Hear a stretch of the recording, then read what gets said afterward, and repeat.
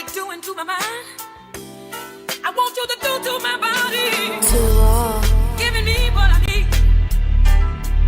That's what you got to do. Giving me what I need.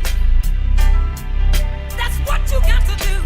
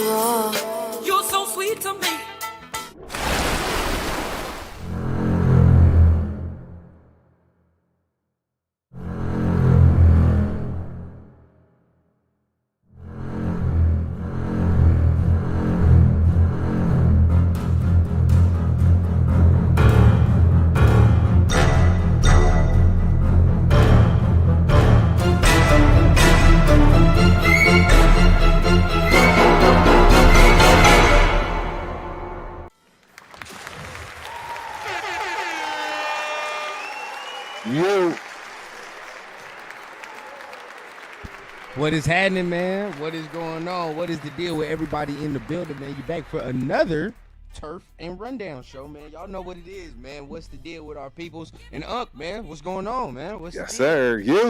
It's a Monday. It's Turf and Rundown day. I'm excited, bro. I'm ready to get this stuff cracking, man. I'm ready to start talking that talk. It's a lot to talk about. 100%. 100%. It is definitely a lot to talk about. Shout out to everybody in the building, man. Shout out to we're gonna get a time stamp down. You know what I mean? Usually we did have a time, but right now we just winging it right now. All right, we trying to figure out what's best for Turf and Rundown, but we here, man. Regardless of it, but shout out. I know there's some other people live right now, like my guy Jay, but shout out to him. You could be getting views from anywhere else, but you coming in and viewing it with you guys, man. So we appreciate it. Turf, man, what's been going on over the weekend? Anything that's caught your eye, man? I know it's slow in Raider land now. It is slow. What I'm gonna tell y'all what's caught my eye is Texas track and field. I'm just letting y'all know, man. it's something different out here. Y'all know I have no Texas time. is crazy with that. Bro, I mean the specimen that I keep running into. Every meet I run into somebody that you know. This week it just so happened that it was Jamal Charles. Shout out to Jamal Charles. I mean, that's crazy. Bro, I mean, and that's this crazy. is every week, ladies. Every meet is somebody new. If you didn't know Marion Jones and her husband, they raised the kid here who's at UT on track. They was part of this AAU thing for decades.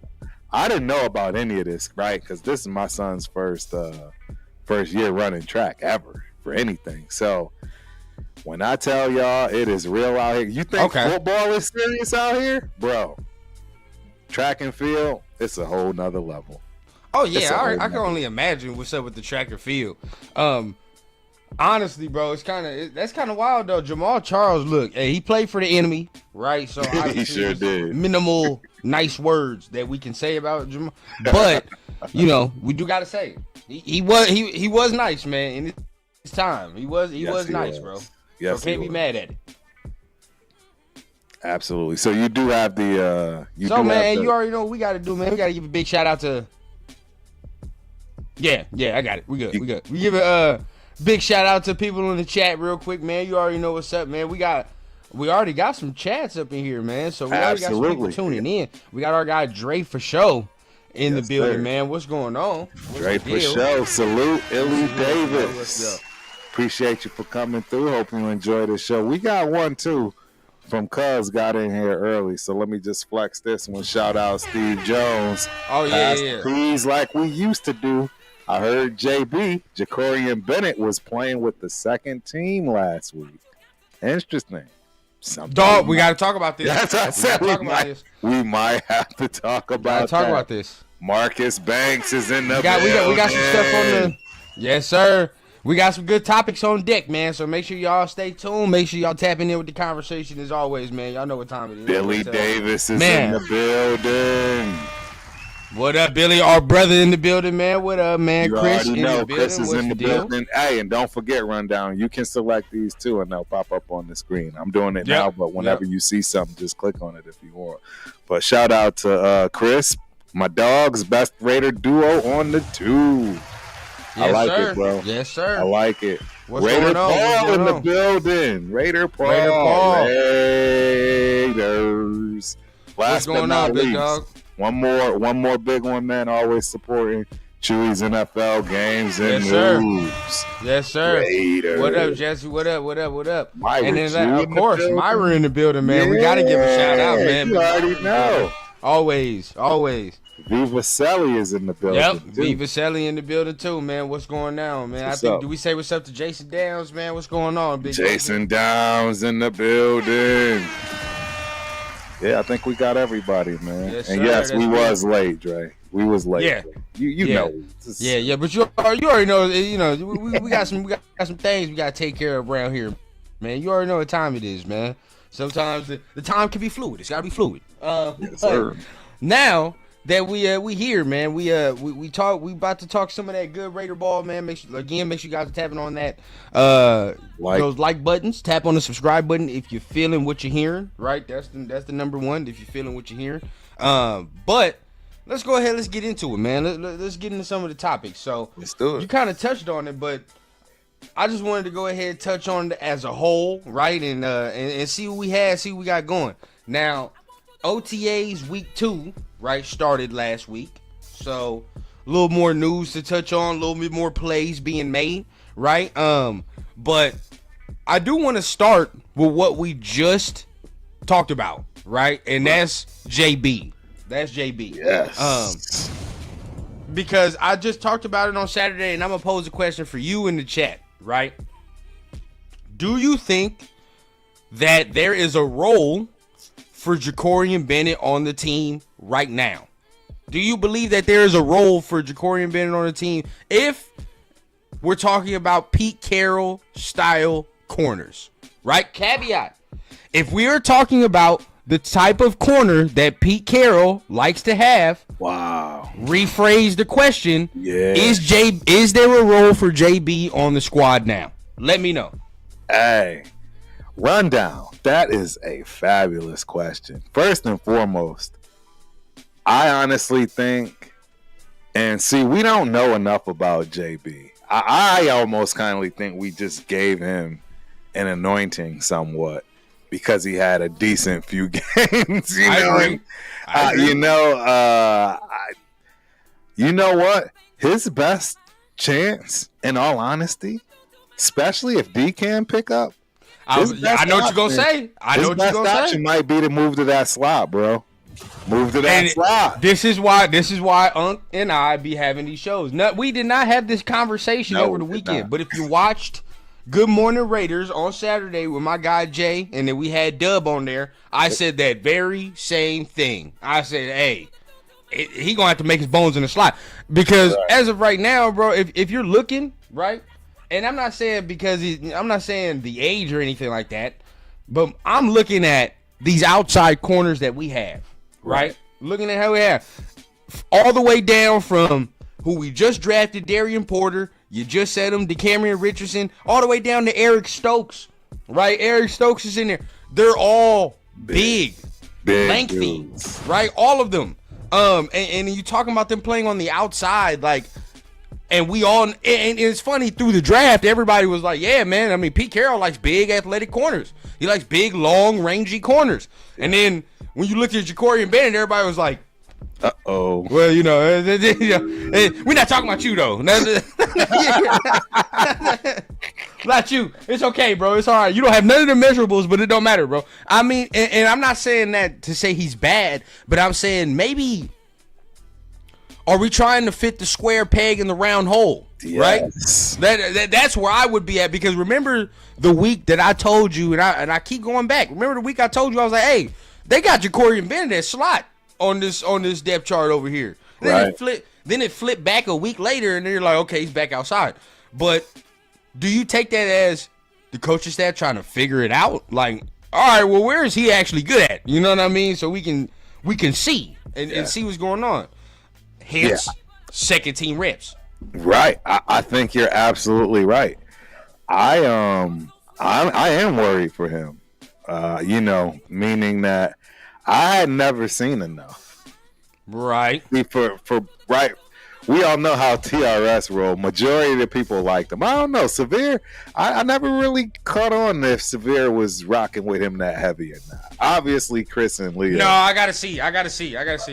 Yeah, they do. Yep. But I never ever really gave him the complete go ahead just yet. Don't get me wrong. I had to bring myself to the front of the congregation and retract the nonsense that I was going towards as far as the road I was traveling, and him not, being able to comprehend everything, wearing the dunce hat in the corner.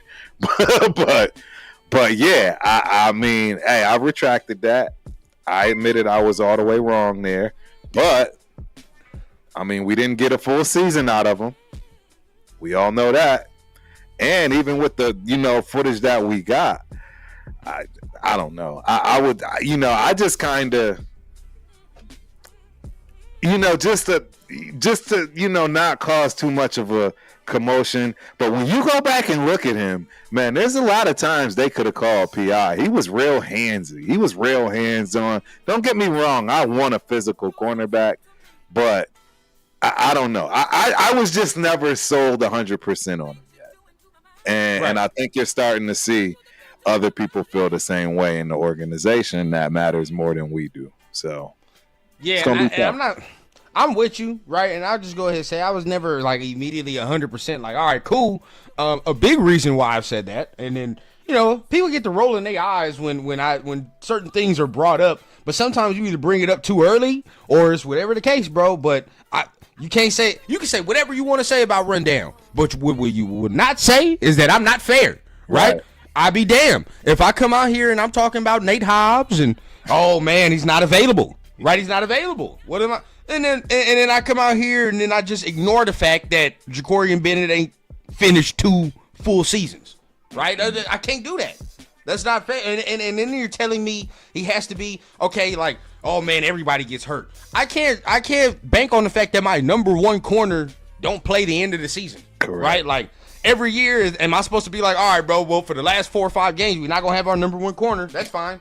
You know what I mean? Like, it is. We can't say that, right? So that's already one where I'm like, weary. Okay, weary. Number 2, bro, and it's funny how everything, it don't click until it click, right? When you start looking at Darian Porter getting first team reps, when you start looking at dudes like Eric Stokes, who was not on the team last year, right? Now all of a sudden, he's getting first team reps, right? Coupled with the fact, because I'm glad Jay said this, bro. I'm glad Jay played the clip. I think I want to play it here, but it is what it is. We'll just say it here. Yeah. They were interviewing the DB coach, right? Interviewing the DB coach, and they asked him about JB. He was, and we talk to coach speak, so we understand when like certain tones are said and certain tones are had. We're like, all right, that don't sound too good, right? Absolutely. When he got to talking about Eric Stokes, he talked about maybe even a little DeCamerion Richardson and Darian Porter glowing, right? He's like, oh, they getting it, they coming along, man, real big, lengthy, getting there, right? What does it mean, Turf, if I ask you about a player and the first thing you talking about and telling me is that it's tough about his injury, getting over his injury? What does that mean to you? That means you don't have nothing good to say about all the other stuff. And it's literally, I'm going to try to see if nobody can pay attention to this or catch on. But the first thing he says is that JB's still getting over the injury and still working. Right? I'm not like... Bro, it is, and the injury, I don't know what it was, right? Was it the shoulder or whatever the case, but we not in contact right now, baby. We not hitting nobody. So it's at the end of the day, bro, if it's the shoulder, then everything that we're talking about now is and feet, right? Mental and feet. That's it. So are you not, again, the scheme changed too. Everybody in even playing field, bro. This is not the same scheme we saw him have success in a year ago. So I know people are gonna like just shove it off to the side, and maybe it is nothing, right? But it's the offseason, and we got to talk about certain things that if they do arise, we're like, well, this shit don't make no sense. What if we do start seeing Jakorian Bennett in the slot? And we're like, oh, well, why is he there? We know why, bro, because he's not 6'3", 6'4", running 4'4", 4'3". That's why. Correct. I mean, and it might be a great transition. Yeah. I mean, the reality is, he is a 4'3" dude. He is. You know what I mean? He checked one box for sure. Right. And I believe he has the ability. Does he have the talent? That's a different thing, right? Talent and ability are two different things. Okay. And it's going to be tough to go from corner to slot. Right? It's going to be real tough. So do you think we that lost Rundown? He has the that? Oh, there you go.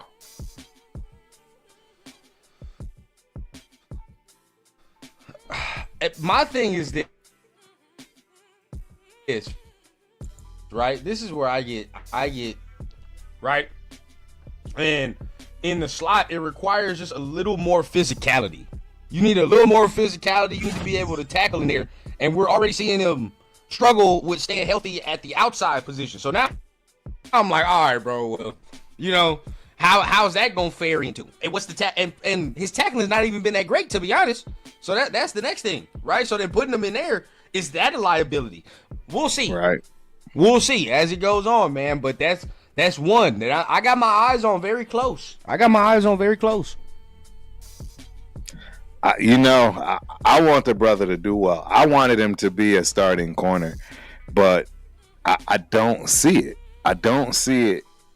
Now that, as you stated, us getting through these OTAs and them, being hyped on other guys that are there and available for what Pete wants, and that Pete and PG are going to start talking that same language. Mm-hmm. And I believe Jakorian Bennett is going to be the odd man out. I mean, just naturally by his size. Yeah. In that cornerback room, he's the odd man out. And we need slot guys. I mean, that's the other thing. Who is our slot? Who is our slot right now? Darnay Holmes. Yeah, that's it though. That's it. Yeah. So if you were to put him there, I like it. I'm gonna give you a hot take though. Are you a hot take? Yeah. People might be mad. People might whatever. I think this is opinion based, right? Right. I think the coaching staff's thought process of Jakorian Bennett being a number one corner is all but dead and gone. It's nothing but a Justin Timberlake and T.I. song. The shit is dead and gone. I'm telling you right now. Yeah. All right, because at the end, because I think they hoping Porter's the number one. That's what I think. I do too. I'm pretty positive on that one. That dream with JB, I think that's just done, bro. Because I think they drafted Darian Porter with the thought process saying this dude can be a special type cornerback, right? So I think if they're drafting him and they've been nothing but glowing, right? Everybody, if you look at everything that everybody's been said about Darian Porter, your Max, coaches, right. Everybody like him, right? And he's like, dog, he's catching it along real smooth. I think they want this man to ascend and be one of them guys. Because I've said it all along. He's got probably the highest ceiling in that room right now. Yes, highest. I agree. So I think that's where it's at. We need to start shifting our focus as a fan base and saying, all right, bro, Porter's the number one, right? That's the dude that we need to put all the eggs in that basket for real and say, this is the dude we need to develop to be a top 10 corner. Hey, what about the kid though from Kansas? Now slot, I ain't gonna lie, I do like it. I do like it. What is his name? Mello. I've been saying that because he has anybody that got slot measurables. You got a chance to make the squad, right? In training camp or whatever, because we ain't got no slots, like you said. So I think he can make it if he does the slot because he has the footwork.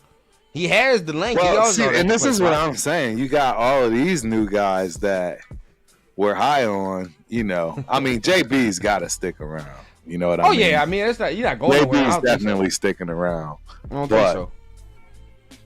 I mean, Thomas where Harper is he? Where is he? But is he a safety or is Thomas Harper going to be a safety or a nickel? That's the thing.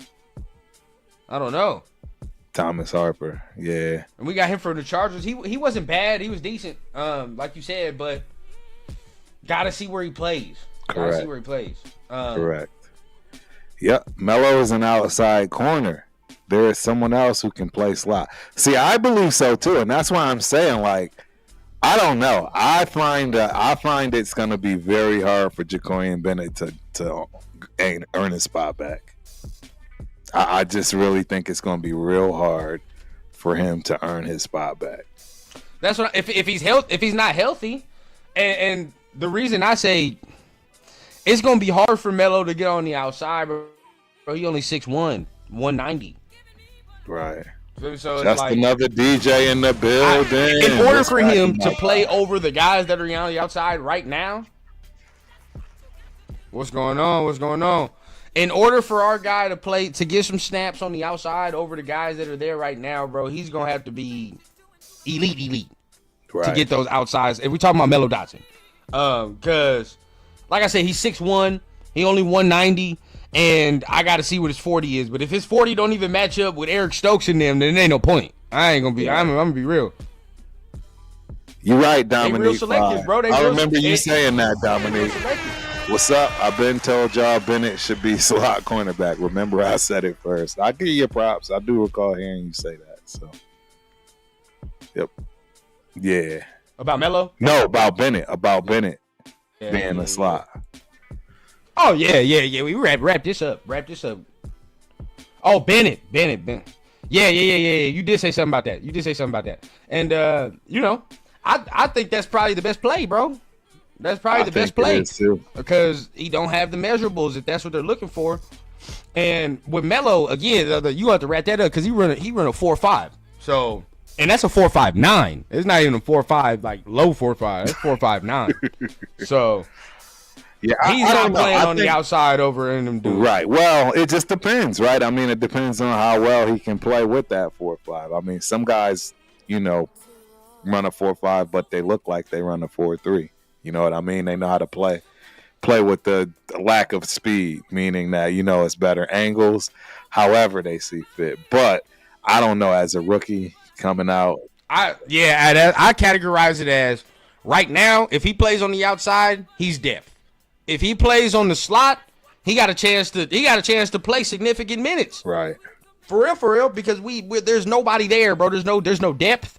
There's no, I would want to say, young talent where we can say, like, all right, we can build on that in the nickel. You know what I mean? Like, nah, we let, obviously we said we had to let that go with Nate Hobbs, right? So I'm not going to cry over spilled milk. Right. But at the end of the day, like, the replacement had to come somewhere. That's just basically it.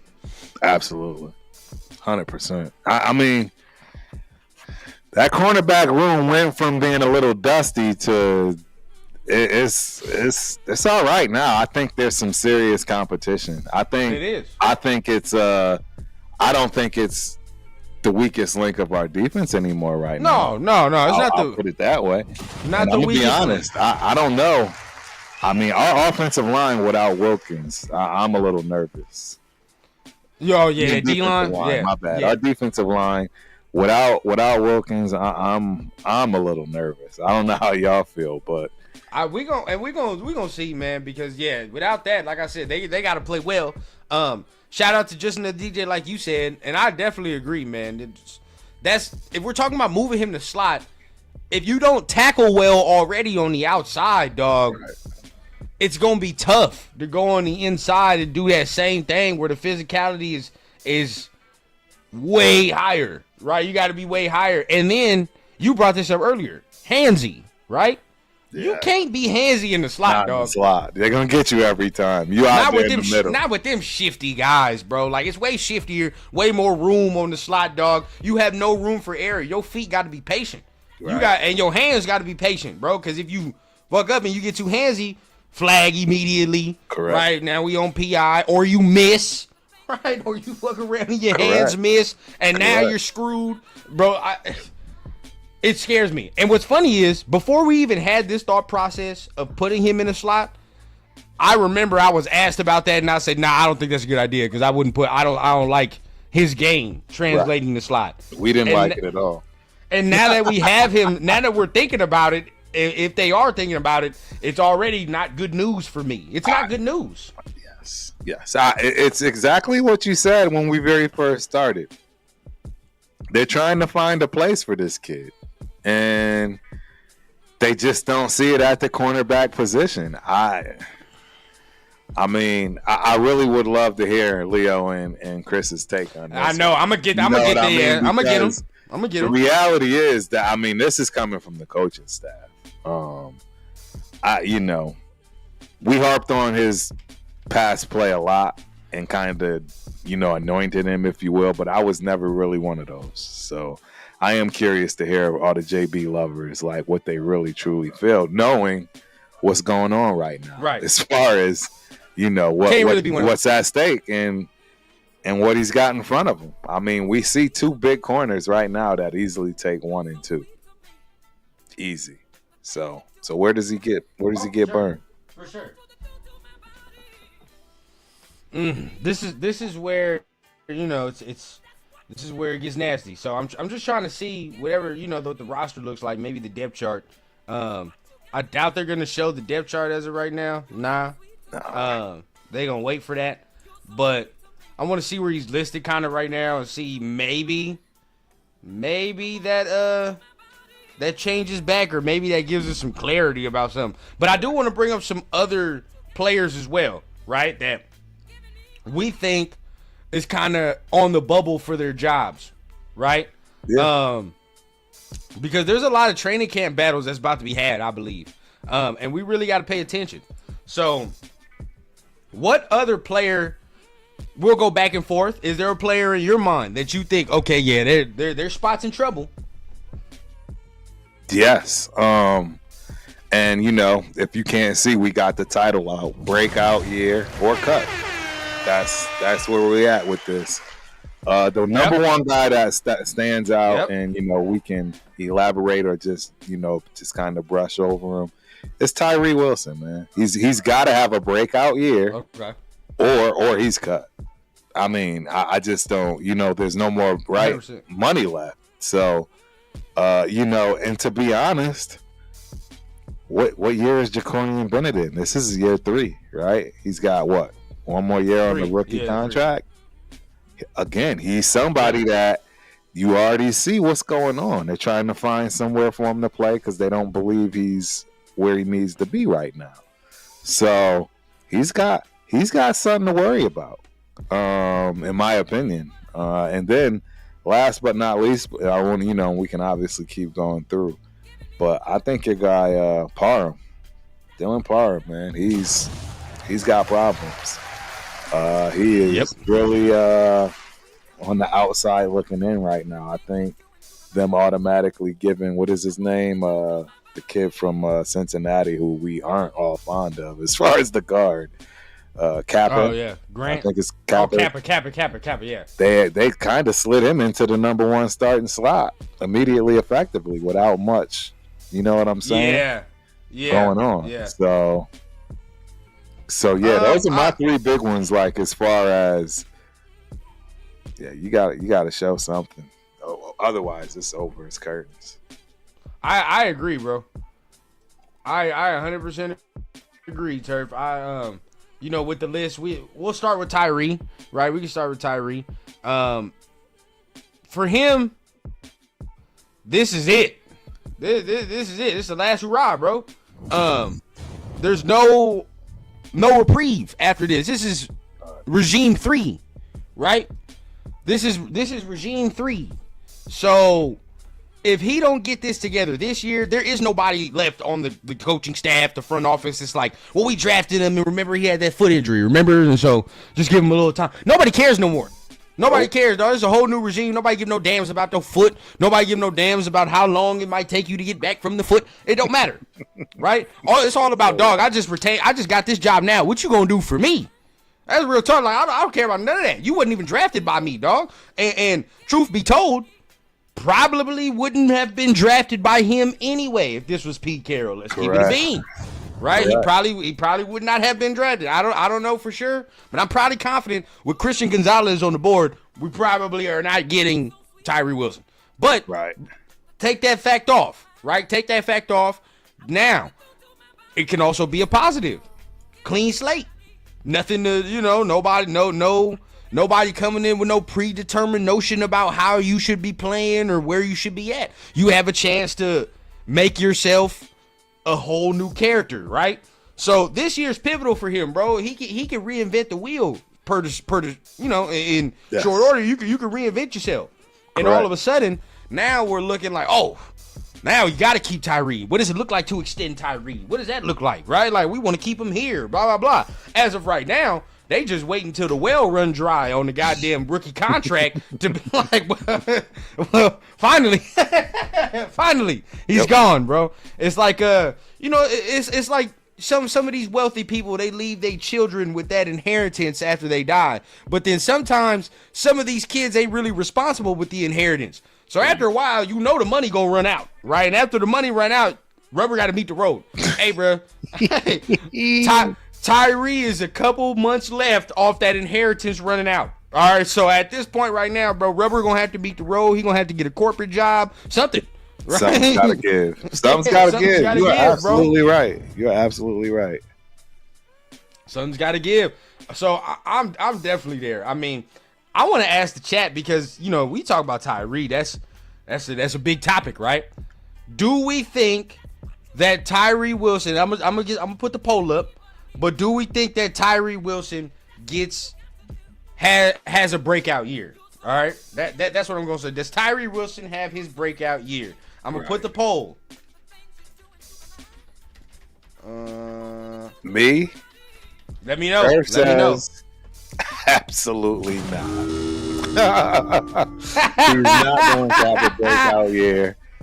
He is going to look like he has in the past, a little bit better. And don't get me wrong, he's gotten better. I'm not saying that he can't be decent in the league. Right. You know what I'm saying? A journeyman, somebody that's going to fill gaps. But as a number 7 pick in the first round, nah. It's over. It's over. We've seen all we needed to see. He's gotten more than enough time, and we all know why he's gotten more than enough time. Yeah. And I just don't see it, guys. Yeah. It's a big bust, and it's time to just cut, you know what I'm saying? Cut our losses and move on, because he is taking up a spot. See, that's another person that's one of these tweeners, right? Is he an edge guy? Is he a tackle, right? Yeah. Again, he's just eating up space. I mean, at some point, man, you got to do something, and I don't see him doing it. I don't think he is cut this year, but in order, like, this is anybody that's a Tyrie believer, bro, this is your last hoorah. Right. That's it. Like, you have no other place to turn, right? Because again, there's just a lot of factors, bro. Third regime, third year. And like, we gotta understand to take a Pro Bowl leap, right? And that, like, at the position that he's playing, it could happen, right? It could, because it's not that convoluted of a position. But what we're asking him, in order for him to make that Pro Bowl leap, that means the talent that we've seen and the skills that we've seen so far is exponentially, right? Like, to the point, right? Like, now this man got 3-4 pass rush moves, and you know what I mean? He not just beating off the swim, or he not just beating off the power. He got a swim in there, and he's got a counter move off of there, and oh my God, he's winning 1-on-1. We putting him on the outside, and he whooping tackle. That is what that looks like. As of right now, he's not displayed none of that. Zero. He's displayed zero of that. Now, I've always said it and gave him his credit. In the run game, he's beautiful. It's beautiful. He does what he's supposed to do in the run game. I ain't gonna lie. Like, that is something I will give credit for. I'm not gonna sit here and just be like he does nothing well. He gets in the run game and he does that dirty work, right? Which is good. Right. We need that. But like Turf is saying, from the overall in which he was selected, I don't need dirty work. I need more than that. Like, I need more than just dirty work. I can get somebody else who I'm paying dirt cheap to do something like that. Right? That's fine. That's nothing. Charles Snowden. If Charles Snowden want to come in and be our run stopper, so be it. Bingo. Right? Bingo. So be it. But for you, big dog, that's not enough. That is not enough. I need you to come out here, dog, and get out here and get busy. But as of right now, we ain't had it. And if you were to ask me, I'm on the no side, right? Because of what we're asking of him. It's like, bro, you got to reach this height. Right. Damn near make us feel better that we passed on Jalen Carter and Christian Gonzalez and all that. Make us feel better. Like, and that's, as of right now, bro, I'm not seeing that. Hey, I'm gonna knock out some of these chats, man. Rose Town, native 707. JB got to learn to play in the inside. That way it makes him versatile and carves a role in this defense. I couldn't agree more, man. He's definitely got to figure out a way to stay on this team. I don't see it happening. So we got Raider transplant and Jack Kenner. Both. Exact same thing. Parham is on the bubble. We got my main man, super fan, Scott Bow in the building. What's cracking, Scott? What up, Gotta get Scott? you on the show, What's man. going on?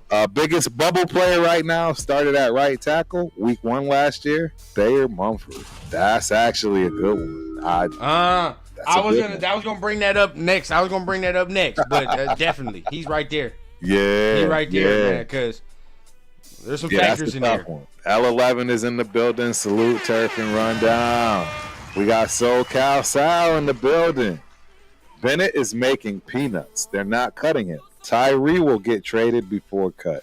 That's if we can find some trade. Who's going, you know what I'm saying? Who's going to trade for this guy? And don't think of us saying that right now they'll get cut, but at the same time, well, shit, if JB goes from starter to depth, there's a pretty good chance he's finna get cut. I ain't gonna cap to you. It's a pretty good chance. Probably not this year, but next year, it's a wrap. This is probably a wrap. Tyrie, we should already know what time it is, dog. Exactly. I already told y'all that inheritance running out dry. At that point, dog, you're gonna be seeing him work for FedEx and all that extra shit because he didn't spend it right. He didn't spend what you're supposed to do. Right. Matt Marinovich in the building. Tyrie needs a get off and use moves. Strength can only go so far.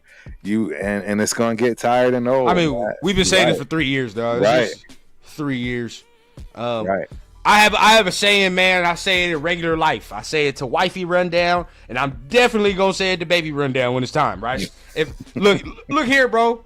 If I got to tell you something 3 times. Look, the first time, sure, you might not have heard, right? You might not have heard. Right. Second time, all right, bro, you might not understand. You might not understand. So let me get you to understand. Third time, well, that just means you don't give a fuck. That one, bro, you don't care. you don't care. No. And you heard me say it 3 times already, dog. Right. So this is year 3. Right. If he don't get the moves now, y'all, what can we assume? Right.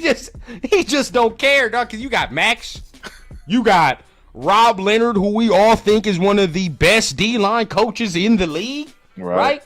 How is it that we get some dude off the very street and we're like, oh man, Rob Leonard gonna get something out of him, and then when we look at Tyrie, we crickets. Right. How? Yeah.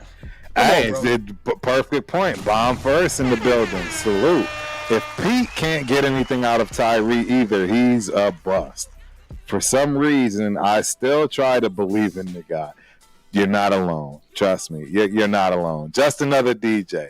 Tyrie has to show some burst off the line and a counter move to his bull rush. 7 to 9 sacks would shed the bust later. I'll take that. I'll take that. I would take that. I would take that 100% if you gave me 7 to 9 sacks. Hold on, somebody said something real quick. I gotta bring this up because this is a hell of this. Yeah, go ahead. Dre said, "Rundown, would you play in the 38 and up football league?" Number one. Number one, I got years before I'm even thinking about doing something like that. I'm not even gonna cap. That's number one. Yeah. Number two, what I look like taking my ass and putting my body through physical punishment for no amount of money. No. I'm not doing that, dog. You gotta understand, bro. So what? I'm gonna go out there, try to run an out route, pinch a nerve in my back, and gotta come to work on Monday. No. Yeah. Nobody's compensating for my injuries. I'm just putting you that right now. So all I know is if I get hurt, bro, I gotta come right back to work on Monday and make that bread. So I'm not doing that, dog. Yeah. I'm not doing that unless we was getting paid. That's the only way. That is the only way. Death Pile Picker in the building. Salute Raider fan. Been busy with work and 7 Grandy youngins. Oh, that's what's up. I cut Tyrie just to make sure Ja Joyner makes the squad. Wow. I feel. I Hey, want to see him when we put the pads on, man. I want to see Ja when we put the pads on. Yeah. Number one, man. Hey, blessing 7 grandchildren, man. 7 grand, baby. Exactly. You doing it, Death Pile. You almost got a basketball team, big dog. You close. Right. I ain't gonna lie. You close to a Pigs son. is in the building. Shout out Pigs. Tyrie needs to finish plays. Buddy could have had a bunch of sacks and just stumbled at the crucial moment. Yeah. Bro. Yeah. It's a lot of Tyrie's, Tyrie. Here we go. Let me look at the chat, man. So this is a good question too, go as ahead. I'm looking at the chat. Yeah, go ahead. What Tony Sheffer, shout out to our guy, he asked, what is a breakout year? 8 plus sacks? Yes. I think a minimum of 8. A minimum of 8. A minimum. Yes. Gotta have at least at least 8. That number speaks to me. 8 plus, I can do. That works. Right now, this is the thing, and the eyes are open too. How are you getting these sacks? Right? Like, are you beating the offensive tackle or guard 1-on-1 and it's a legit win, or are we like looking into these? Like I just need to see how we're doing it. But 8 plus, that gets me where I need to go. I'm gonna be real with you. I like that right there. I can't be too mad at that. How you feel, Turk? Yeah, I think it's a minimum of 8 sacks, but I mean, he needs to be disruptive. Shout out to Hit Stick. Yeah, he needs to be disruptive, man. Yeah. This kid, he's got to have 8 sacks, but I need to see some disruption, tackles for losses. Just give me something more than just 8 sacks. Be in the mix for most tackles. Now, right? Give me something. Yep. I need more than just 8 sacks, though. I'm sorry. We've been waiting for a long time for this to come to fruition. It needs to be more than 8. Yeah. Well, and see, this is where you can say, all right, take another leap in your run defense, right? Like I already said, he's good in run stopping, but now make it look more dominant, right? Get in the backfield and now stop those runs before they really get going and all that, right? And if he if he gets his 8+ sacks, starts giving us some tackles for loss in the run game and starts getting back there with quick. Now, okay, all right, now we look better. And again, it only helps the D-line. With Christian Wilkins out, we keep harping back. If he's out, well then, Tyrie has got to do something. There is no, bro, he's pivotal. If you don't like him, if you like him, it doesn't matter, bro, because if Christian Wilkins does not play, that man is pivotal to that D-line. He's got to be what somewhat Christian ain't, and that's the problem I have. I don't see that. I don't see Tyrie coming remotely close to what he should be. And that's where it gets scary. But we'll see. We'll see. Hopefully we start hearing some good things in training camp. Let's touch into this. Let's get into this next one. Because this next one I'm very passionate about. Right? And it's finicky because we don't even know if this dude who he's gonna get replaced with, but Parham. Yes. Parham is one that may not be popular, but I think, me personally, I think his spot's in trouble. And before we continue to Parham real quick, just want to go back. We did the poll, got our votes. 71% of y'all said Tyrie does not have a breakout year. Yeah. While 29% of you guys said that he did. That he will. So, most of y'all think he's not going to have a breakout year. I can't be too mad at that, bro. Can't be too mad. He had a short thing of confidence. Let me see. So now we're going to go into this. I'm making this poll right now. Yeah. I'm making this poll. So how do you feel, Turf? How do you feel about Dylan Parham? I think his spot's in trouble, personally. Oh, absolutely. I think his spot is gone. It's a wrap. That's what I see. It's an absolute complete wrap. Meredith and Rogers, they both are going to beat out that Parham.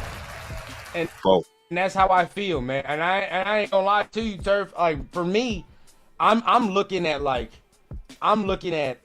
Meredith taking over one of those guard spots, right? For sure. Either left guard, right guard.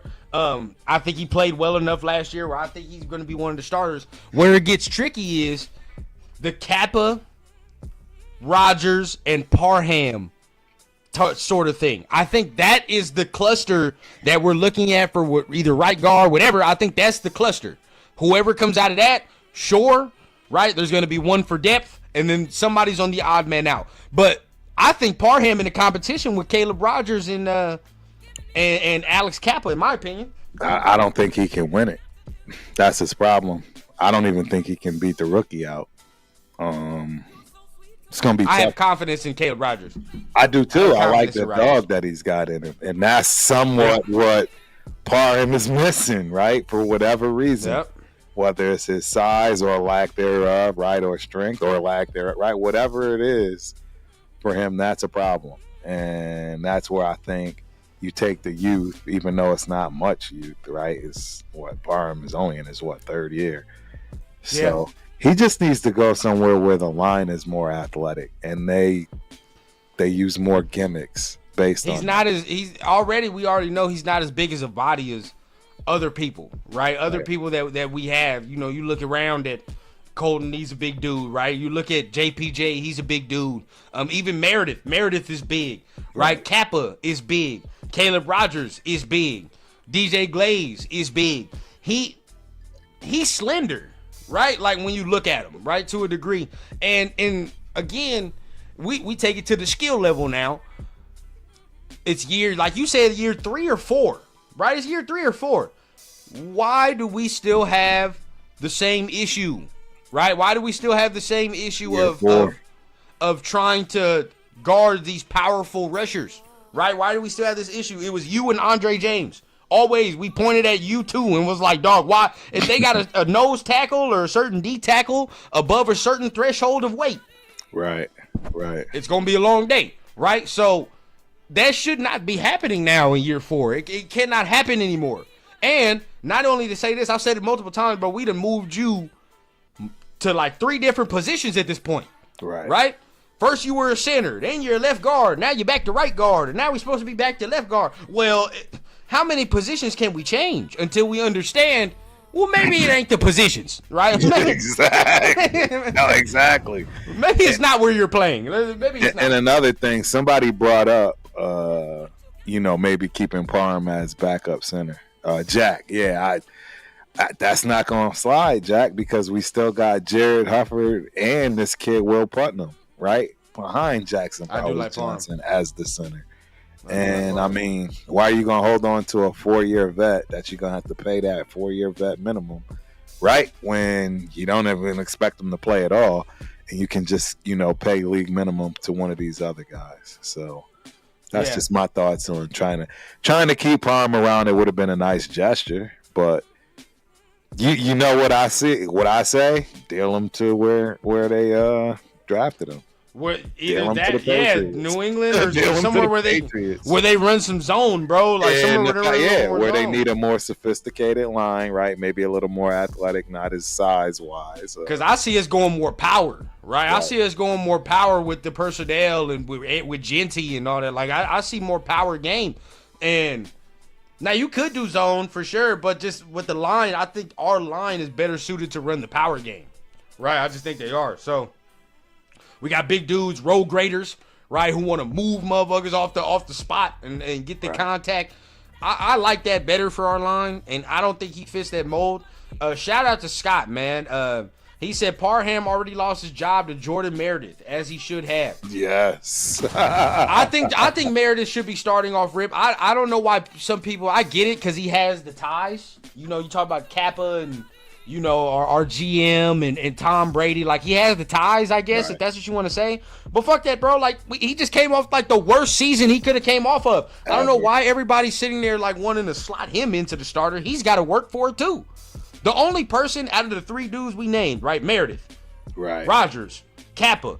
Meredith played well last year. He did. Like he actually played well last year. This is not like factor innuendo where we're trying to make it up. Like, we were hard on him to start. Yes. We were hard on him to start, and he pulled through. I'm gonna keep it a bean. He pulled through. Bro, this man played well, bro. So I'm not. We're not making nothing up, and we're not.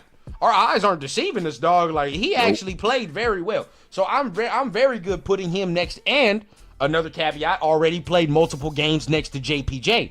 I like that continuity. Yes. I like the continuity. Keep that, bro. Like we don't gotta. I don't want to mess with that right now, right?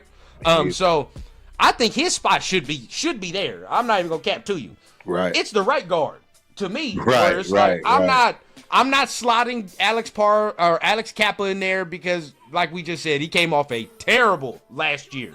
Terrible. Nobody in their right mind after seeing what he did last year and them numbers be like, oh yeah, bro, we're just gonna immediately put him in the starter. Nobody's gonna do that. No, nobody's gonna do that. And if they're doing that right now, bro, I worry already. I'm scared because it's like, bro, what are we seeing, right? What are we seeing to already put him there and no pads have came on, no pads. So how am I gonna slot this man as a starter and he had a terrible last year and I ain't seen this man not one lick of physicality? So that just can't that can't happen. Right, so it doesn't roll. It don't make sense. No, come on, Turf. We gotta understand certain things, bro. Like, and even Chip Kelly said it right in his press conference. What he said? He said, bro, you gotta evaluate the 2 steps. After that, it's over. Like, I can't do nothing with offensive linemen in the spring. It just don't make no sense. And I agree with him 100%. You running backs, unless he's catching the ball, or offensive linemen, D linemen. There's nothing you can evaluate right now in this point of the year for you to say like, oh yeah, that's our guy. There's no way. Real quick, we got Rolling Dubs in the building. Subscribe to both.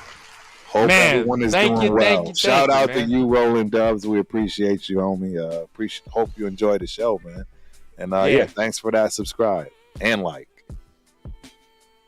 Okay, so Scott asks a good question. Mentioning all the position switches, does that line versatility give Parham a value that we aren't truly appreciating? You want to take it first? Yeah, it's a great question. And you're absolutely right. As of right now, not knowing what that depth chart is going to look like, right? If it just depends on the count, right? Because we all know we don't keep a lot of linemen, right? And if there is one of those scenarios where you need versatility over, right, depth, Parham is actually gonna be more so in play, right? Because yes, he can be a center and guard, right? He has some of that, but I think with the amount of line that we have now and how they are going to give JPJ a real back, I think one of those guys will be a true backup. As far as the rookie that just came in, or the second year guy that's Jared Hufford. I just don't see where Parham fits. You're absolutely right. This is why I think he will fit on another roster. Yeah. He will fit on another team. And he actually may thrive, right? Particularly in an offensive line where you need more agility, you need more athleticism over power, and strength and straight size. And that's what we're going for. It's obvious we're going for straight size, power, and strength, and not a cute offensive line where you got a lot of misdirection, a lot of pulling, right? A lot of athletic lineman stuff. We're not doing that. To a degree, I do agree with what Turf is saying, and what you're saying, Scott. The versatility gives him the value I think is depth. It gives him that value. Where if you were to make cuts and you're to say like, all right, bro, like who are we getting rid of? You probably don't want to get rid of him, right? As to say, man, we got depth. We got a guy that can play 3 positions. If so, cool. If somebody go down in a pinch, we could put him out there. Right. But I think the value decreases if you're starting to talk about him as a starter, right? Because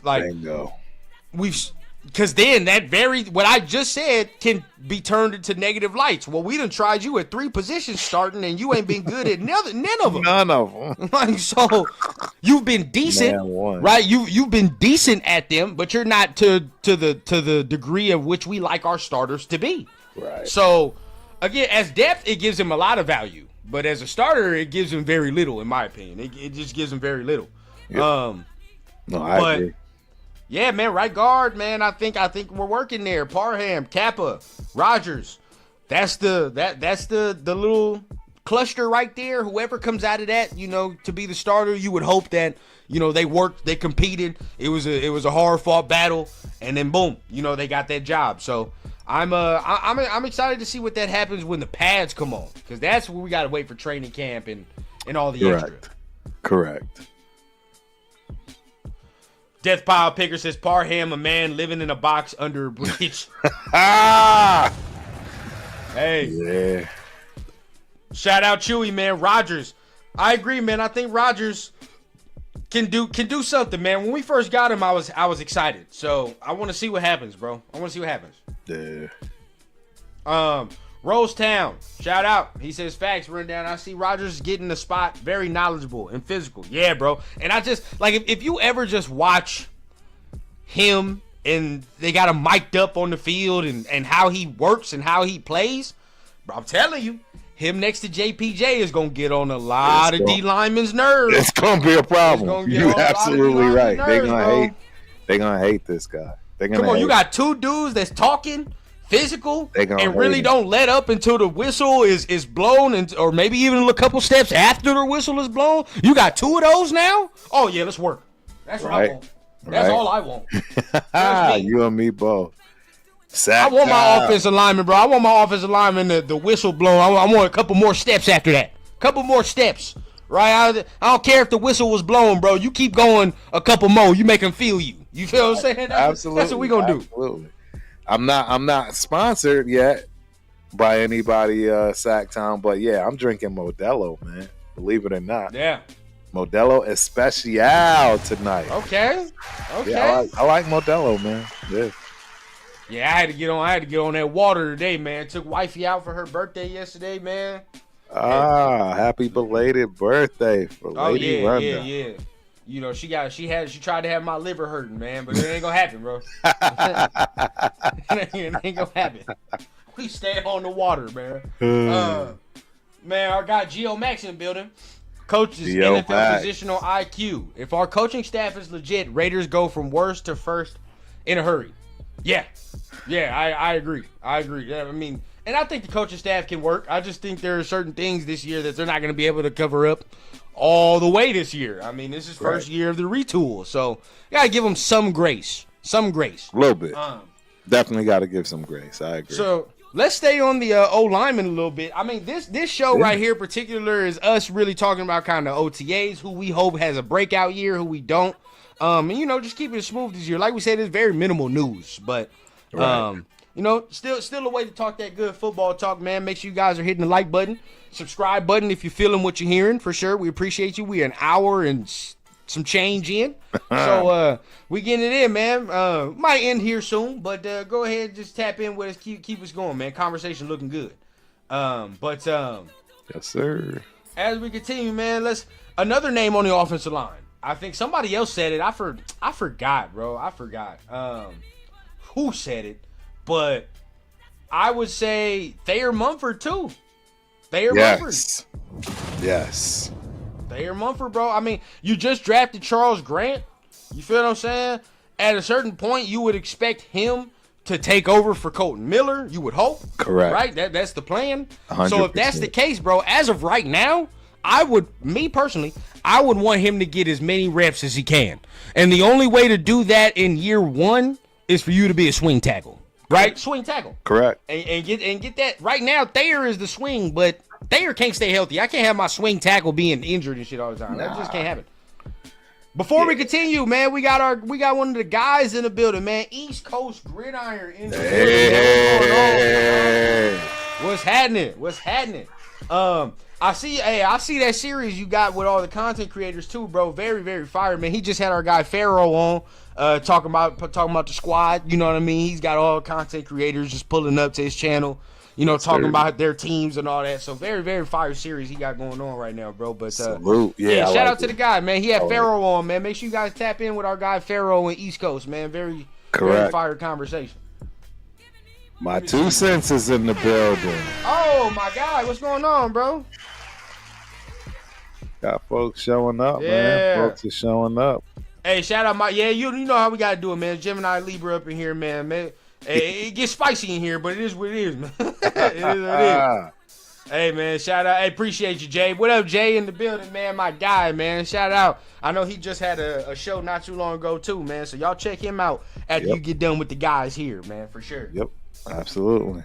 And appreciate you, Jack. Appreciate you. Definitely, I'm gonna tell her. I'm definitely gonna tell her. Yeah. So, we'll stay on the topic of Thayer, man. And it hurts. It hurts because a year ago, Turf. And this is why I say you can say whatever you want about Rundown, but what you will not say is that I'm not fair. And I don't always assess myself and look myself in the mirror. At a time, this time last year, Turf, I was singing praises about Thayer Mumford. Was I not? Yes, you were. What was I not? He was your dude. I said, hey, man, I'm the Thayer Mumford train, bro. I'm putting the coals in. We rocking. But now, how a year changes, bro.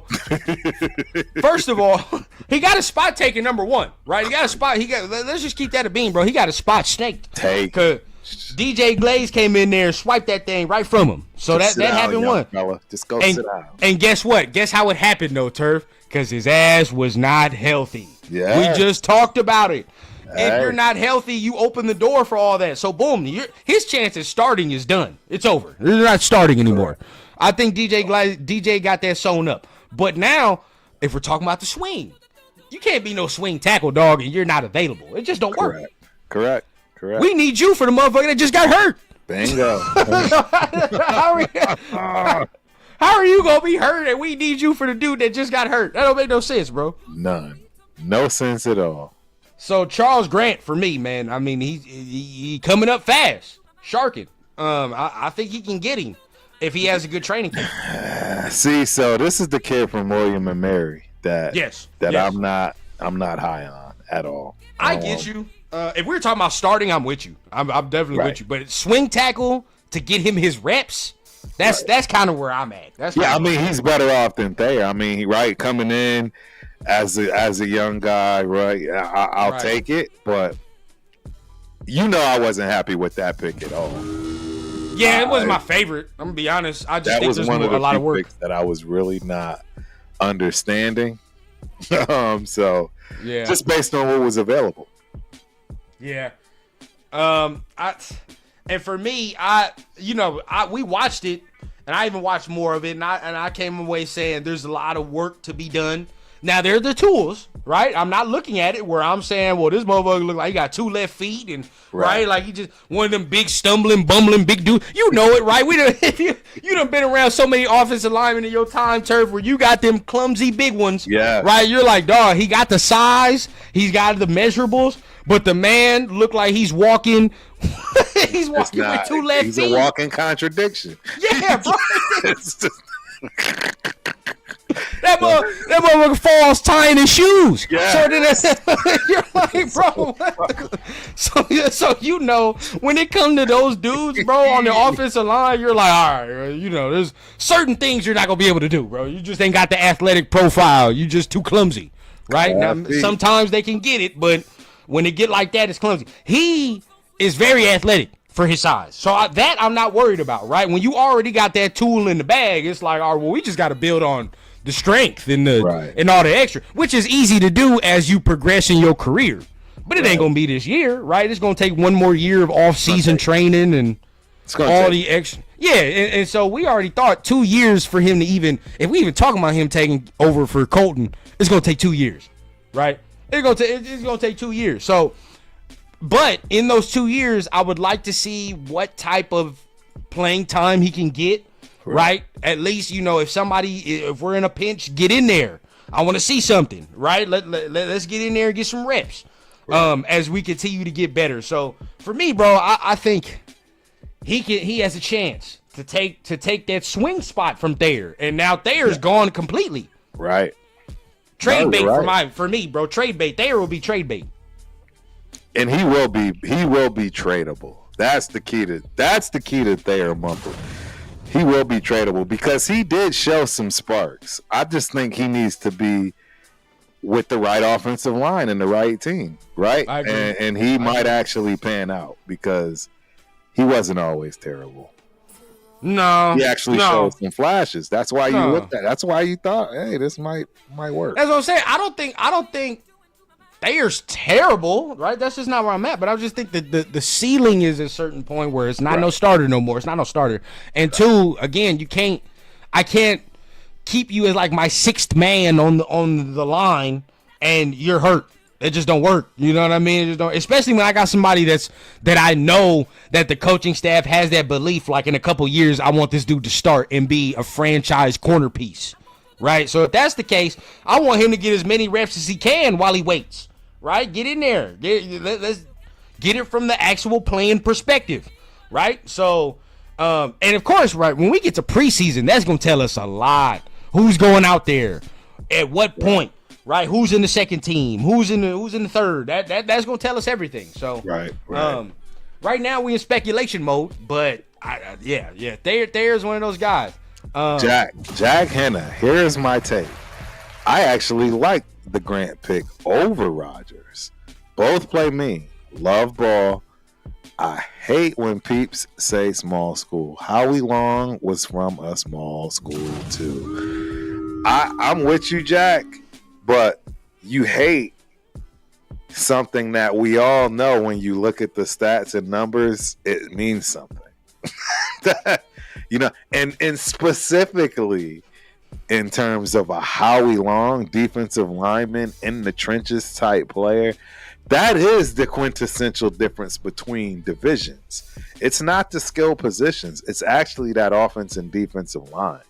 You go from the SEC to the Mountain West and look at the offense and defensive lines, and I can assure you are going to see a drastic difference in change. That's really what it boils down to. So, I mean, again, I come from a small school, right? The FCS. And I have to be honest and upfront, man. I'm just telling you that the linemen make a difference in those leagues. They just do, whether you love it or hate it. I don't know any other way to put it. I mean, yeah, it's different when you have to go up against the SEC every week. You know what I mean? It's just different. Yep. Yeah, it definitely Different. It definitely is, man. Definitely is. But I'm not gonna put too much stock into school. It was just more of what I saw that I know needs to be worked on. Certain shit that gotta be worked on, bro. So, I just if he gets his strength together, bro, he gonna be all right. I just think that might be. Yeah, if he gets his strength and his his footwork and the ability to play the game fast, because that's the other situation.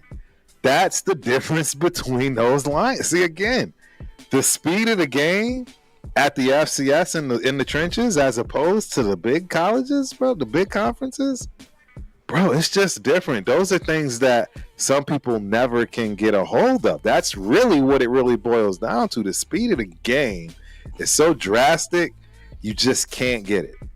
And that's what we're up against when it comes to Charles Grant, in my opinion. I'm nervous about that more than anything. I don't care about the size, the strength, right? The speed. I'm worried about the speed of the game, and if that's gonna ever materialize for him. Yep. Well, we definitely just gotta see what goes on. Of course, training camp gonna tell us everything. But real quick, man, we had our poll up about Dylan Parham. Does Dylan Parham get his spot taken? 70% said yes, while resounding 29% said no. So there's not a lot of confidence with our guy Dylan Parham right there, man. And again, and this is why I love it, man. We've been on YouTube for a minute, so I think we started to make a little stamp in the community, in the nation, yes, sir. Right? And this is where I feel like we started to do our thing, where it's like now we getting people to say, well, what have you done recently? Right? What have you done recently? I'm not just gonna slot you in there because you a Raider and I like you and all the extra. Nah, dog. What have you? What is? Yeah. What do we need? What have you done for us lately? Right? And all the extra. So I think and I always say this too, man. The P word. Right? What are we paying for? Right. Potential. Right. Right? Is it gonna be potential or production? Right, and it's the dreaded P word, and all the time, bro. After a certain amount of time, that potential word go out the fucking window. After year 3, right? After year 3, the potential goes out the window, and now what's the production? Right? What have you done? And as of right now, bro, with Dylan Parham, that production's finicky, very finicky. Same with Thayer Mumford, finicky because you've been hurt. You've been in and out the lineup. You ain't been consistent. So there's that, right? Boom. So now you talk about JB. JB, as far as the conversations we've had today, has most of the grace from everybody, even over Tyrie, right? Over, Thayer Mumford and Dylan Parham, because he's only in year, 3? Right. It's going into the 4th year. And that position he has, it's not as... I think he still has a chance to play because there's still some unprovenness in that room, right? There's still some unprovenness in that room. You could say for D-line there's unprovenness in there, but they're rookies. Right. They're rookies though, so it is what it is, bro. They have grace. Tyrie ain't got no grace. None. No grace. Butler has no grace either, but it's unnecessary. He doesn't need it. He doesn't need No. At this point, we should expect what we should expect. I mean, he's over 30. You feel what I'm saying? He's a D tackle. We talking about Adam Butler. Like, I'm not expecting the world. I'm not sitting here trying to expect all pro, right, a Warren Sapp type of fucking season from Adam Butler. Like, I'm not going to expect that.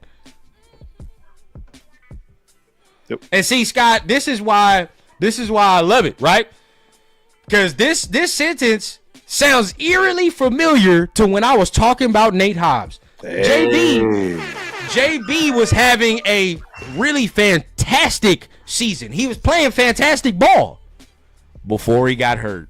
Look, and that's not saying he's going to get cut. But at the same time, bro, like if I got to keep saying that every year, oh, yeah, he was playing well before he got hurt. Yeah. Oh, man, he was doing this before he got hurt.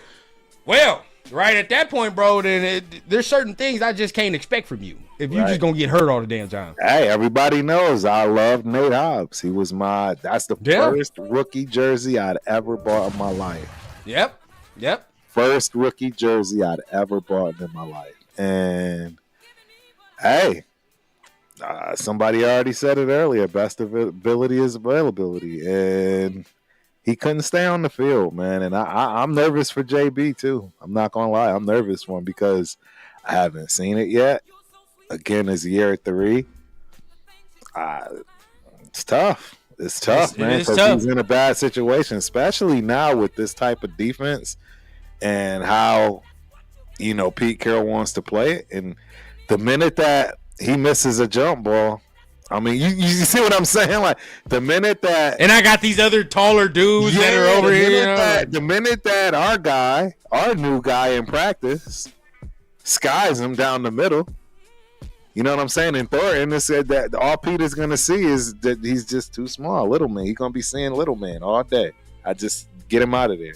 Pete's not going to roll with it. I don't know, man. The fact I'm seeing Eric Stokes taking these first-team reps, I know it's that's just... what I'm trying to say. I know it's spring. I get it, bro. I know it's spring, and that's what some of y'all are going to tell me. It's spring, Rundown. Like, why are you tripping off him in spring? Because this man was a starter last year. And I'm seeing a rookie and a motherfucker that just got here getting reps over Jakorian Bennett. Why is that?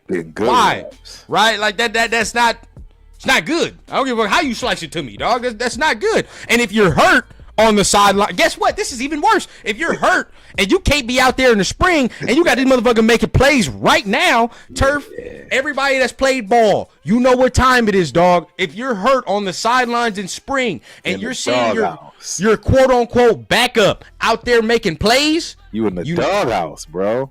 You know what time it is, dog. They don't even want to. You know what time it is, dog. They don't even want to look at you if you're not out there competing with everybody else. You about to get snaked. You about to get snaked. And what I mean by that is, right, if you're just like Thayer Mumford. Thayer Mumford was on the sidelines. He was hurt. And guess what happened? DJ Glaze came in and showed the ability. He showed that he can be a starter. Well, fine. Well, if JB on the sidelines and Eric Stokes all of a sudden proves that he can be healthy and does what he does, right? And he had a pretty good season last year. Not saying it was great, but he had a pretty good, and he wants to build on that. Now you just doing nothing but making the coaching staff think twice when they got to make these decisions and be like, well, shit, I do like the way that Eric Stokes and Darian Porter play as a tandem. I do like it. You know? Why would I mess with that? It's just conversation, bro. You got to put it in their ear. Right now, he's letting the coaching staff have those conversations. Correct. That's just what it is. And they should never be had. Agreed. He's letting them get in. He's letting them slip in, man. And Scott, you're right. Agreed. Scott, you've been rocking with Adam Butler from day one, from jump. That's your guy. And I know what to expect from Adam. I'm not, I ain't tripping at this point. I already know he's gonna give us a very solid play if everything goes into the factor, right? So, I'm not mad at I'm not mad at Adam. I think Adam gonna do what he's supposed to do. That's definitely not a guy on my bubble. But I think a guy that's gonna be good to end off with. And I think this is a very, very interesting because you can go either way. Right. The guy that's right behind you, 8'7". We talking about 8'7", right? That's the last one. And I think, and to me, you could say it's a bubble, right? You could say it's a bubble, because now we could just say the truth, right? He's never, as long as you're wearing these colors, right, you'll never be a starting tight end again. No. It can sound dramatic. It can sound whatever you want to say, but we all know that's the truth, bro. As long as Michael Mayer is here, and as long as he is a Las Vegas Raider, he will never be a starting tight end again. Ever. No, that's about as long as Brock Bowers is here, dog, as long as he's breathing air, there's no way, right? So at this point right now, you have to be comfortable with the backup role. That's just what he has to say, right? I got to be comfortable being Robin to the Batman because there's no way, right? All right, all y'all that's comic nerds, unless Batman die off and I become Nightwing or some other shit, that's it, right? That's the only way. But as of right now, bro, we just got to play second fiddle and assist Big 8-9 and whatever he needs. You know what I mean? And as of right now, for Mayer, that's dirty work, blocking, right? And getting out there, putting your body on the line. You probably ain't catching too many passes no more. That's over. Where are your thought processes on Michael Mayer and what you think about him? Well, I mean, you need more than one tight end in this. For sure. So, I mean, I think his place is safe. I don't think he's got to worry. We had the best tight end room in all of football. We do. Right, with We like do. I 3 think we do. Mackey winners. I think we do. We got poached, and I don't see us getting any poached anymore, right? Nah. I mean, we'd be crazy to give up Mayer, whether you love or hate him. It's irrelevant how you feel about him. The kid still got the ability and talent to be at minimum decent. Yeah. We're just dismissing him because of the shiny new object and Bowers that we have. But don't get it twisted, man. Michael Mayer is a baller. He got picked the way he got picked for a reason, and I guarantee you people have been calling about him, and we're not selling them or dealing them for a reason.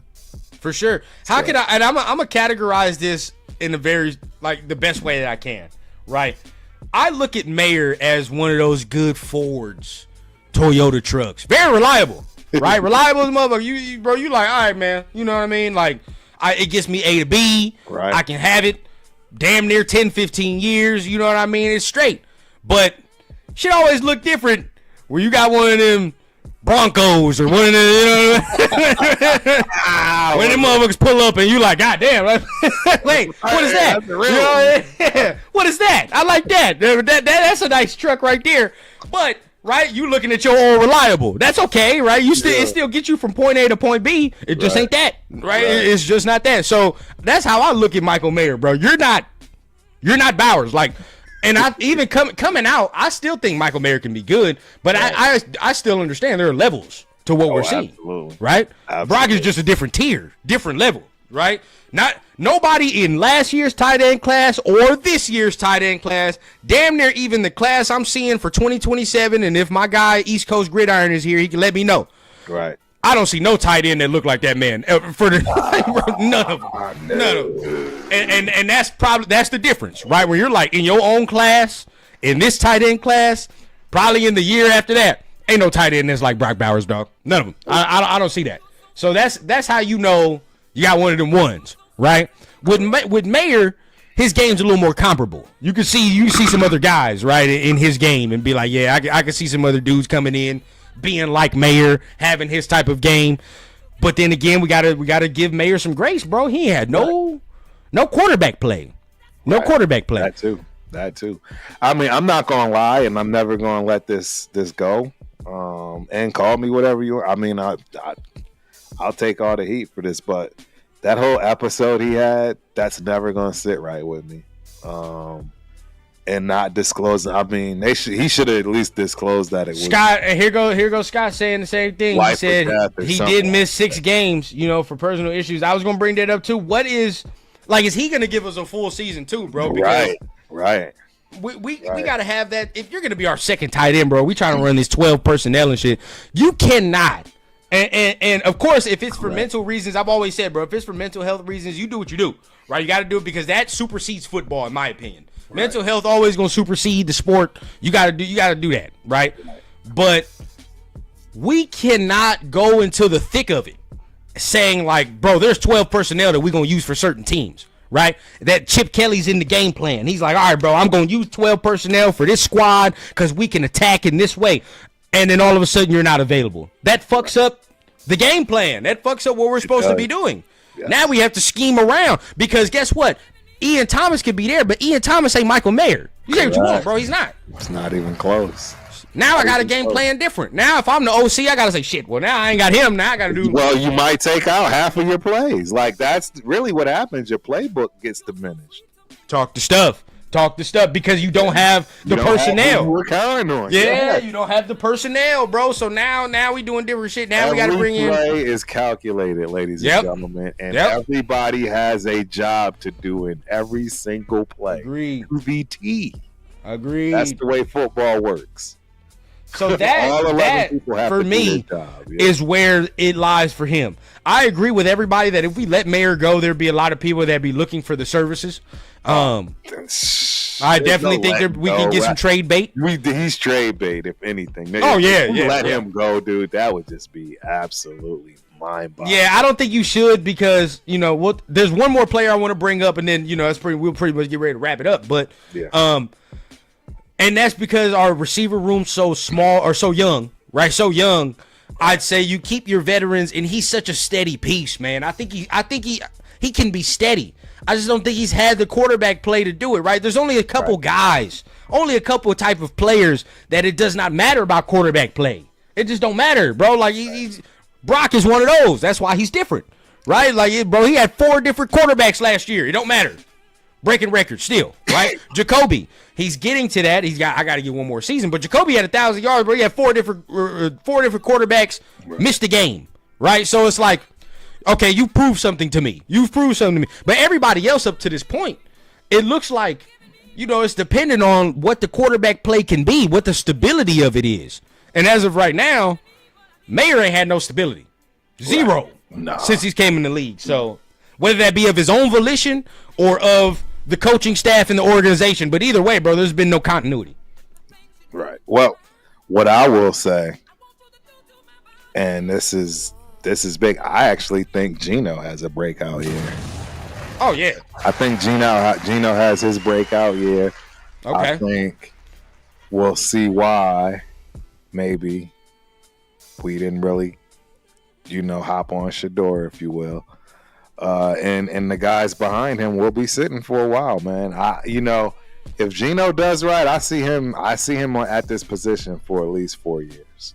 That's fine with me. Nobody's sitting waiting 4 full years. No, and that's fine with me. But in order to do that, we got to feel secure. There can't be no question marks, especially at that position. Right. No, I agree. I'm just saying. I just think he's gonna have a breakout year. Oh yeah, I definitely think he's gonna have a good year. In order for me personally, I would just keep it. I always keep it a beam, bro. In order for me personally to not have that quarterback question creep into my mind, is if there's 0 doubts and he leaves 0 questions with the play, where he's like, all right, dog, like he's not falling off no cliff. I see the talent, right? He's doing X, Y, and Z.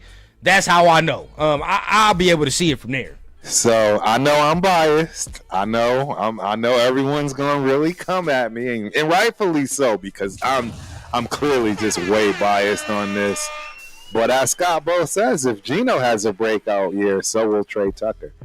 I bet that was gonna be my next. That's our last player that we're talking about. That's our last player. Yeah, we'll talk about that. I'll let you lead it up. Well, start it off. No, start it off. We're already in it. Go ahead. We got one other question, too, from Sacktown Raider Mike. Turf Rundown. What do you think about our linebacker room? I know that's long, right? It might take more than 10 minutes to exactly. That's a long. I'll give you 3 words, and I'm done. It says no need, bro. It's 3. I can wrap it up in 3 words. I'll wrap it up 3. Y'all ready? Do garbage. That's the 3 words that I'll fucking give you right now, dog. Trash. Basura. I'll say it in a different language for you. Basura. There's no, bro. Shit's bad. It's bad. There's no redemption. We're gonna go into the season, bro. I'm telling y'all. And if I'm wrong, I'm wrong. But I'm very strong in my conviction that this year we're going to be mad at the linebacker play. Right. There's gonna be certain times we're gonna be pissed off. I'm a little biased. I know Turf has his biases, but I think we got a decent linebacker that I think you'll see do well in third downs, and that's the new kid, Lindenberg.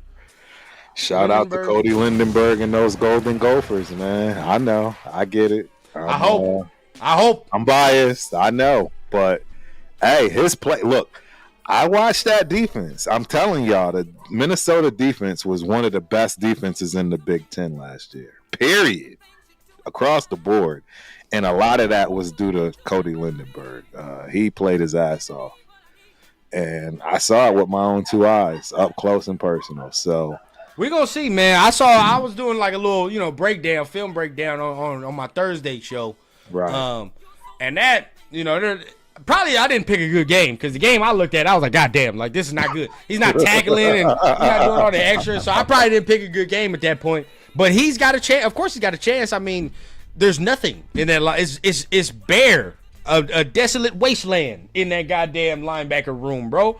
I think, if one of the young ones don't go in, I'm looking at Gaynor, bro. That's where my hope lies. My hope lies with Gaynor, bro, because if he don't do nothing, we're done. He looks promising, though, in my opinion. He looks promising. Yes. Amari Gainer looked promising. So. Yes, I agree. So we hopefully. Hey, and I'm not upset with the pickup from the Steelers. I like him on first and second down all day. Can I be honest? That when I talk about the linebacker room, he's excluded. Roberts is the only one, to be honest, where I'm like, I'm not talking about him, bro. Everybody else I'm talking about. But as far as Roberts, I kind of am confident that he's gonna give us what we expect out of the run game, and he's gonna be decent in the pass game, right? I'm not expecting greatness, but first and second down, I definitely think he's gonna be one of them ones. I like him going in. But when I say doo-doo garbage, right? Everybody else, right. Everybody else, bro, I ain't got that much confidence in, bro. We talking about, I mean, some people can have confidence in Devin White, but I ain't seen that in a minute. And everybody else young, and everybody else young and unproven like a motherfucker. So we'll see.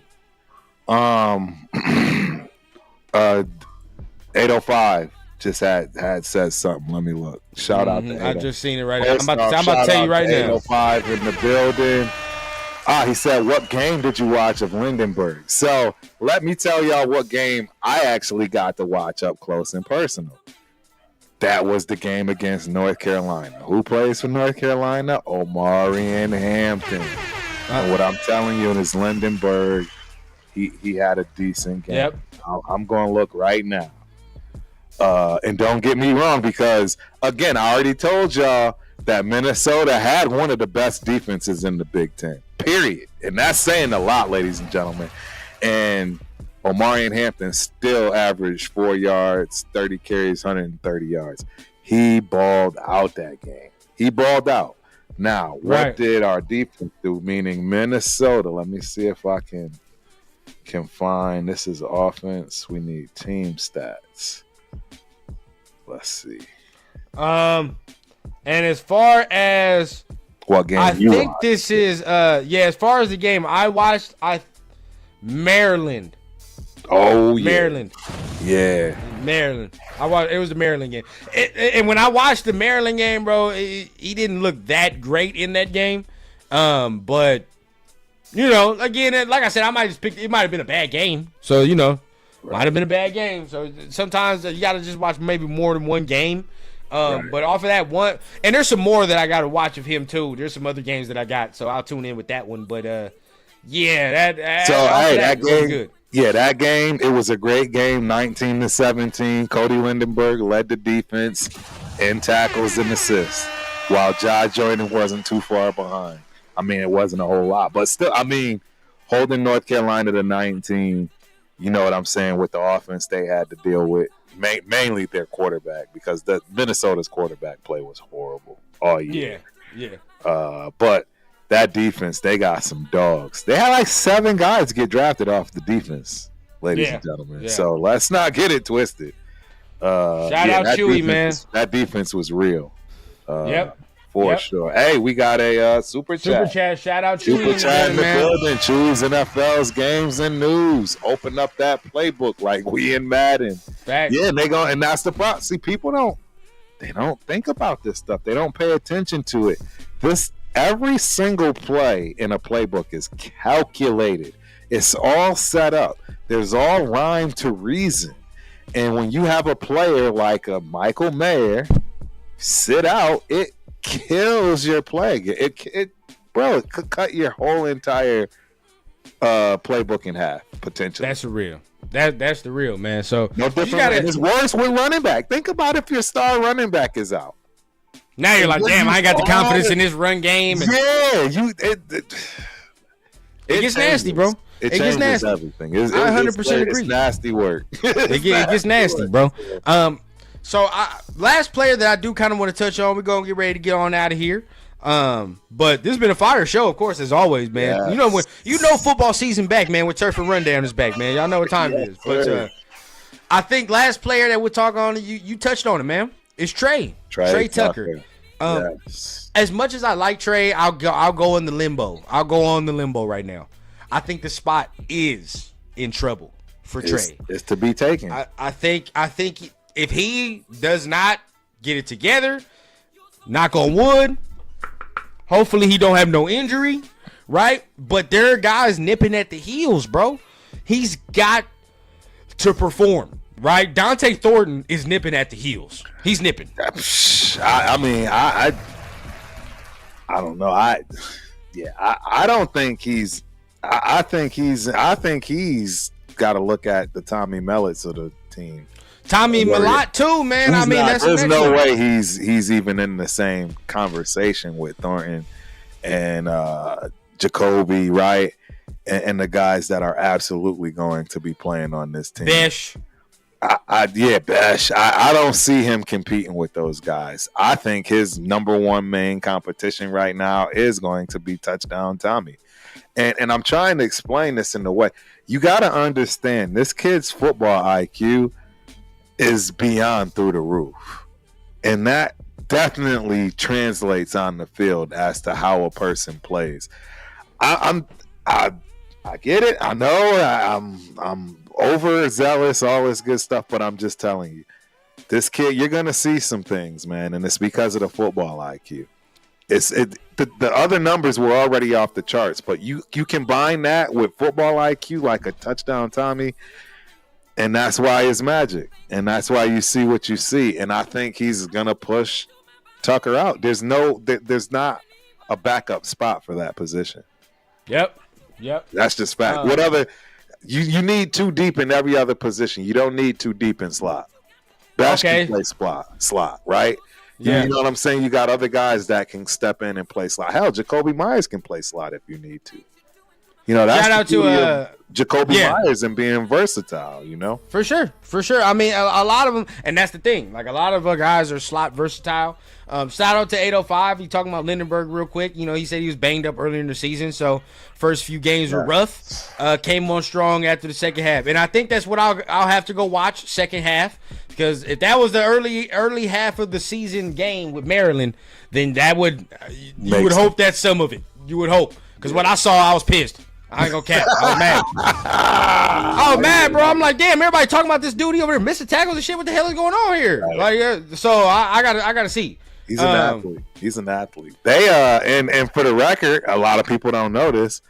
Minnesota has a hometown kid that is playing both ways this year.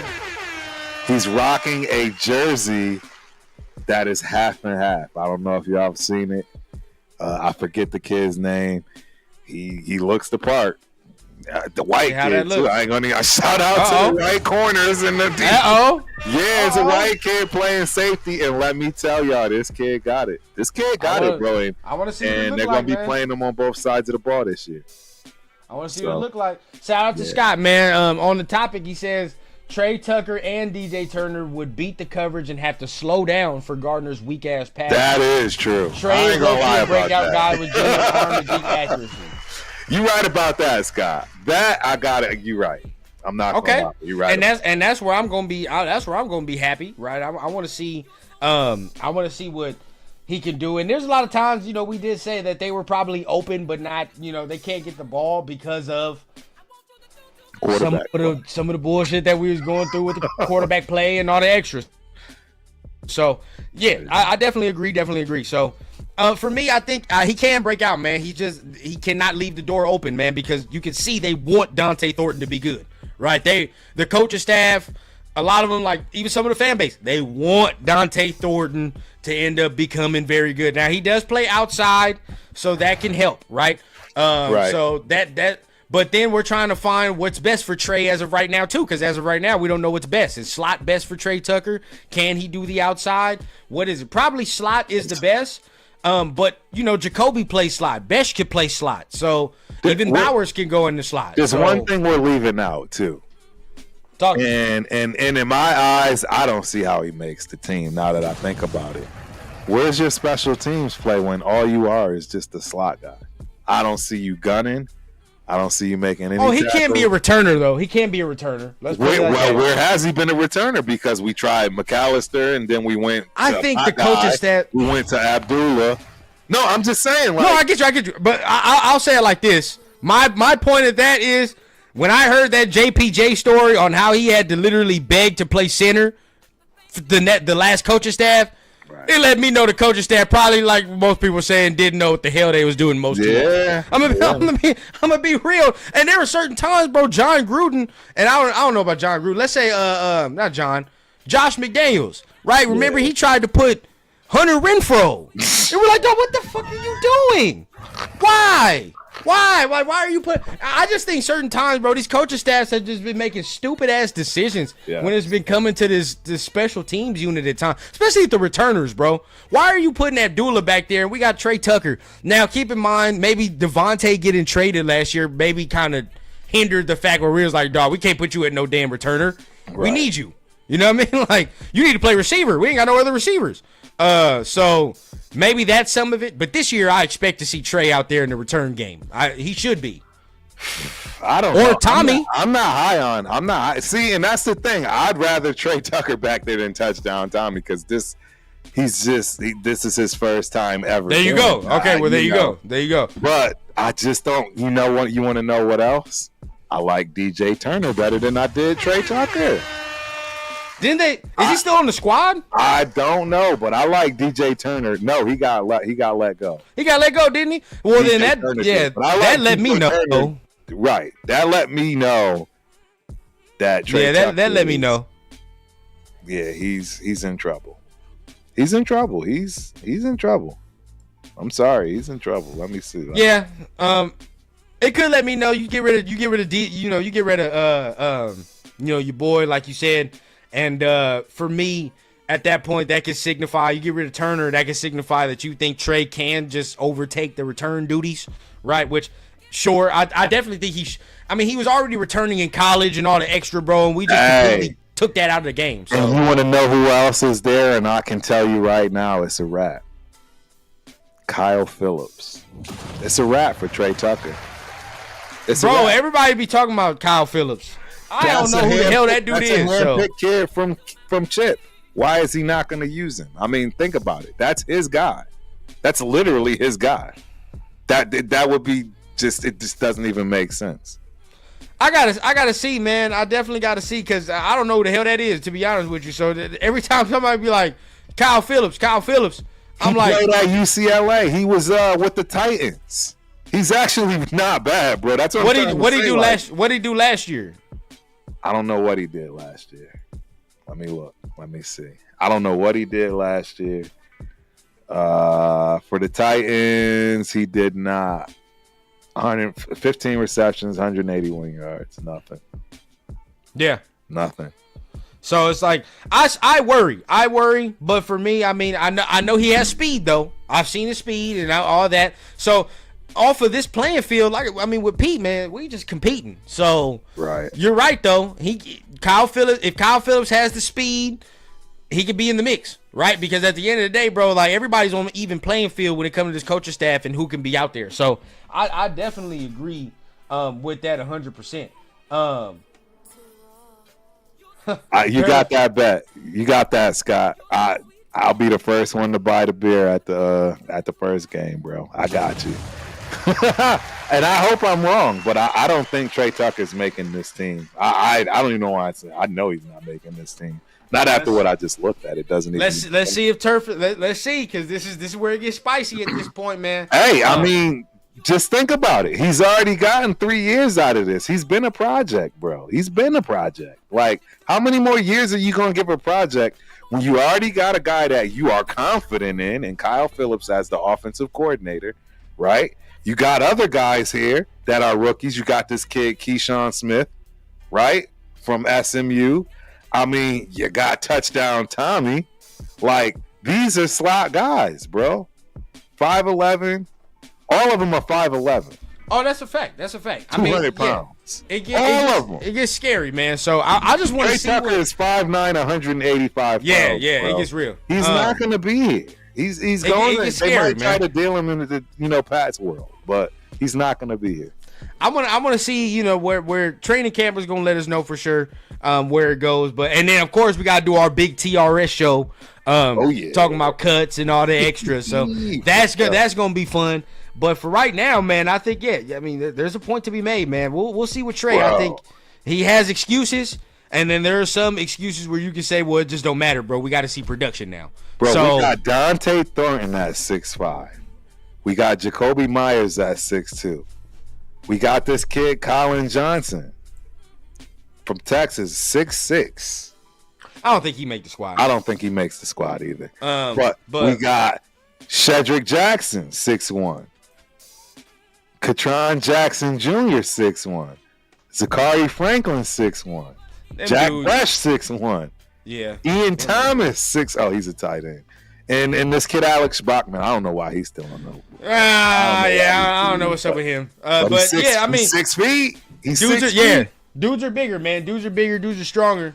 So we'll see what's up with Trey, man. Hopefully Trey can get out there, like Scott says. I mean, he was open last year, just some time. Maybe quarterback play with some of it. So I mean, he'll be able to quell some of the question marks that we have as a fan base.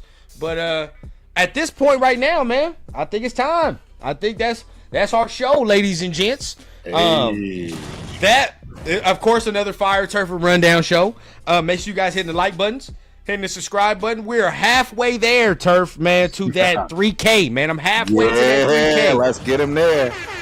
We need to get there, baby. Ladies and gentlemen. I'm trying to get there, man. We keep pushing, man. Of course, like I said, giving away that Geno Smith jersey once it is done. So make sure you guys keep tapping in. Tap in with Turf's channel. Tap in with my channel. Hit the subscribe button on both the individual joints, right? If you're feeling what you're hearing. I know you solo tomorrow, right, Turf? Yes, sir. Tomorrow night, 8 p.m. Central Standard Time. I don't know if I have a guest. Maybe I will, maybe I won't. I don't know. I hadn't planned on it. I'll just put it that way. So, yeah, we'll see, man. And then, of course, we got Dead in the Water on Thursdays. And you know what? Wednesday night, for the first time, I think, it may not go. I'm going to put it out there because if it's not Wednesday night, it's definitely going to be Saturday. Okay. But shout out to all of the boxing people. The Knockout Canvas will be starting Wednesday night or Saturday night. Myself, my guy Angelo, and eventually, sooner than later, the guys you all met, my main man, one of my training partners, Nabil Rabadi. So look for all of this stuff, guys. We're gonna branch out into all sports. It's not gonna be just Raiders. But yeah, we got that content coming, man. Yeah, that's fire, bro. That's fire. And, pretty soon Rundown gonna get into other types of media. I'm gonna do my nerd shit soon, man, because I want to be getting on my movie stuff. Maybe start a little movie comic channel. I really be on the nerd shit, y'all. You know what I mean? Like, hey, I love my comics. I love getting into shit like that, man. I would love to start maybe a channel talking about shit like that, maybe some gaming, but we'll get into it as we continue, man. Once the baby gives me free time to think about some other shit, I definitely will be doing that. But make sure, as of right now, let's continue. We're going to continue to grow the rundown as we do. Make sure you tap in with the solo show. I think I'm gonna be solo Wednesday night. Of course, we got blunts and breakdowns on Thursday, right? We're going over. I appreciate you. We got Tyrie and Ja Joyner this week, so we're there, and there's a reason for us watching their film together in that episode because we're gonna see what we can get out of the D line. So make sure y'all tap in with that. Of course, Good Morning Raider Saturday, man. And tap in whatever solo show you see Rundown on, which will be Wednesday, and we'll see what our conversation will be on Wednesday. But tap in. Other than that, you already know what time it is, man. We love y'all. Thank you for pulling up, and we're going to see you next time on a very special Turf and Rundown, man. Thank you, and we'll see you again. Peace. You're so sweet to me. You're so sweet to me. Things you're doing to my mind, I want you to do to my body.